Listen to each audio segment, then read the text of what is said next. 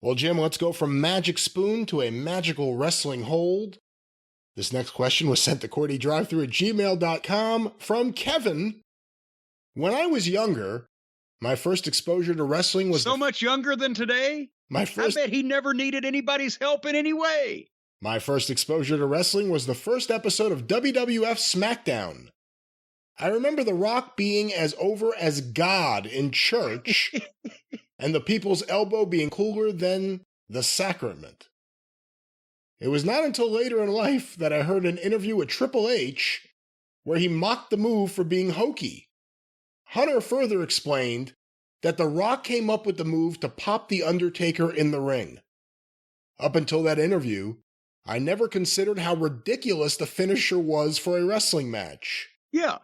Jim, what were your thoughts on the People's Elbow and the other veterans?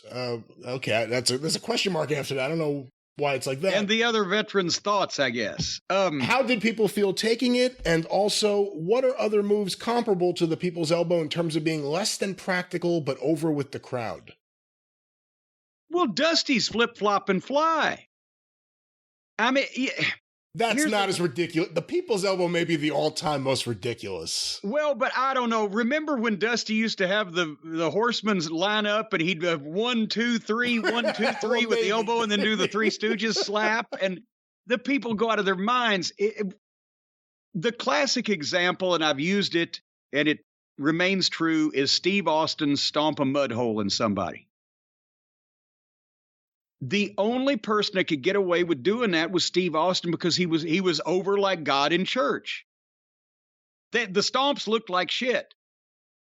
There's been, think of every really major attraction in wrestling, and there's been something screwy that they have done that nobody else could get away with, that people would laugh at. I mean, before the people laughed at wrestling on purpose. Now they like shit they laugh at or whatever. But I'm talking about when people didn't laugh at wrestling.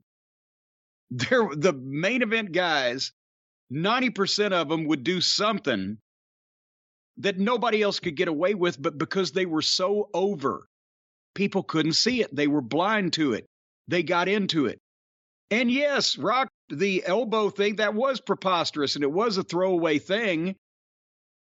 And I didn't remember whether he specifically did it to pop The Undertaker, but the people went crazy. And then every time you do something, they go crazy, well, you do it again. And he had got to the point where they would buy that. But can you imagine if, I don't know, name any other wrestler, if they had done that and they weren't over like The Rock was at that point, the guy down there would be like, I'm not going to lay here for fucking 20 seconds while you crisscross the ring twice. It's ridiculous. Like I said, this is one of those things, they do it now. But at that point in time, the other guy would have said, no, I ain't going to fucking be there because it makes me look like an idiot. Until The Rock did it and fucking placed blows because The Rock was bulletproof and could do no wrong. And then they go, okay, I'm making more money than I ever made in my life working with The Rock, so I'll lay here for 20 seconds. But that was a concern to people in those days because it didn't make a lot of sense. But I say they do it now, they all do it now, and nobody thinks anything about it. That's because all these guys grew up watching wrestling from 20 years ago, but nobody was there to tell them, yeah, see what that guy just did? Don't do that. Because you can't get away with it.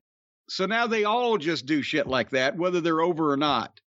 And now that's why every week there's some part of some program that I say 30 years ago there'd have been a fight in the locker room. Try to get the guy to go along with that. Now he was wholeheartedly into it. Because they don't know how to get or keep themselves over anymore. They just watched the shit on TV and they imitate that without knowing that there were certain parameters that you followed, like only one person in a million needs to be doing shit like that. But that's what we all thought of the Rock's elbow. It is ridiculous, and nobody was going to lay there for Scott Taylor to do that, I don't think. Well, then he got the worm. Do you remember when Steve? I don't know why this is making me think of it. Do you remember when it was one of those Raw anniversary shows and they had nothing? So it's like, oh, let's get Steve Austin back to kill the McMahons. And it gave all 4 McMahons a stunner. And they all laid in the ring just dead for minutes. Was that the one where Linda's was just like suddenly her legs turned into liquid and she just crumbled like the Wicked Witch melting into the ground under her hat? Yes, that was exactly the one. Oh, and and I was going to bring this up on a program today. Yeah, thank you.